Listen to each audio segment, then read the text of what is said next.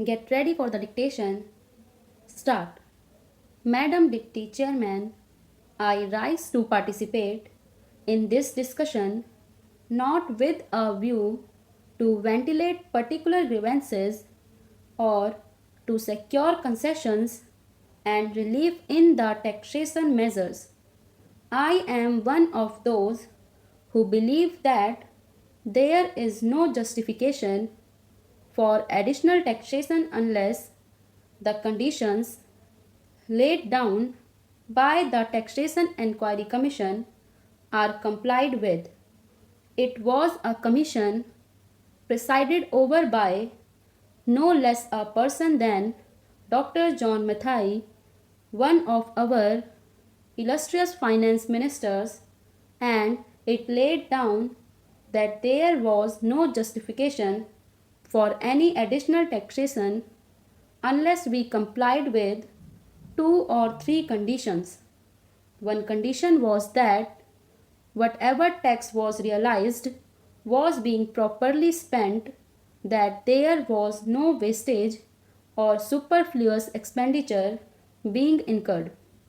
The Commission had pointed out that out of every rupee that was being raised by the government, 60 paise were being spent on administration and about 20 paise were being spent on social services, including education, etc., and the balance for other things.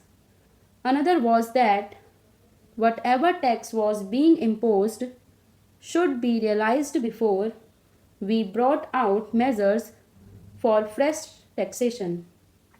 They also had suggested that there was sufficient room for economy in all the ministries and departments, and effective steps should be taken forthwith to enforce the maximum possible economy in government expenditure. Now we have before us this audit report for 1961 to 62, which was presented to the Lok Sabha on the 6th June and which came to my hands last night, and I have not been able to study it. I find that during the last 5 years we have imposed additional taxation, and at the same time our revenue expenditure has gone up by about rupees 42 crores. So on the one hand, we say that we are raising this money, these taxes, for the implementation of the plan, and for that reason, every chief minister and ministers go about saying that we want money for the implementation of the plan. But what are the facts? We find that the money that has been raised is being used for administrative purposes. So it is not correct to say that. On the other hand, it is not proper because you must know that no plan, however well balanced and well thought out it may be, can be implemented in a democratic setup unless you can enthuse the people. We have been depending either on foreign aid or on indirect taxation or deficit financing, and more than once I have pointed out that these measures will not help to enthuse the people, and unless the people are enthused, we will not have any successful results so far as planning is concerned. Now it is necessary, it is time that we should take stock of the situation, for we have had 14 years of freedom and 12 years of democratic rule and of planned economy. What are the results?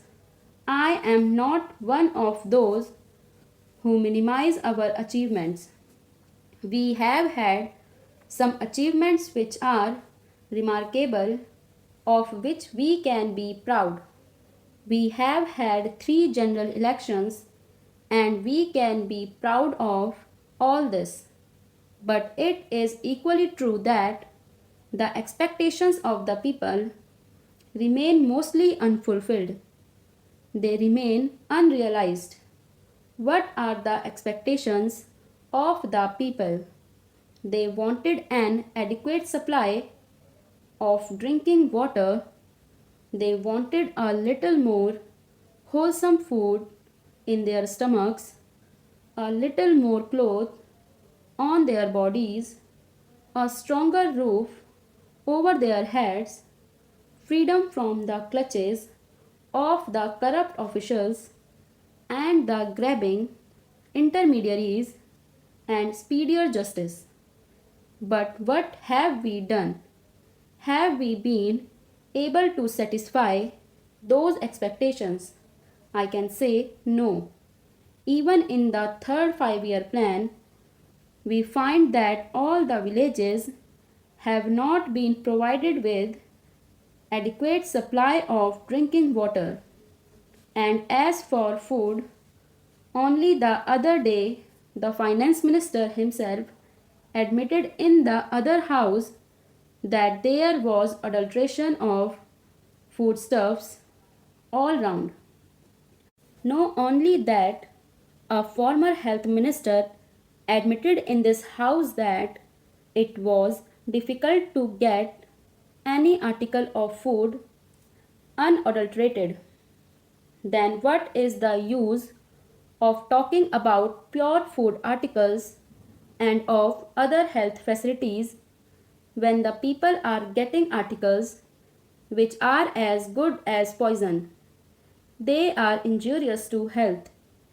The other day, the finance minister is reported to have said that the taxation proposals did not affect the common man because he needed only coarse cloth and ordinary food. During the last 5 years, we have raised rupees 424 crores more. Including the taxation measures this year, the increase in revenue will be about 75%. Since 1956, we have raised additional taxation to the tune of 75%, and during the 5 years preceding this year, the revenue expenditure has gone up by 85%. I would like to know how much of this amount has gone towards developmental expenditure and towards social services.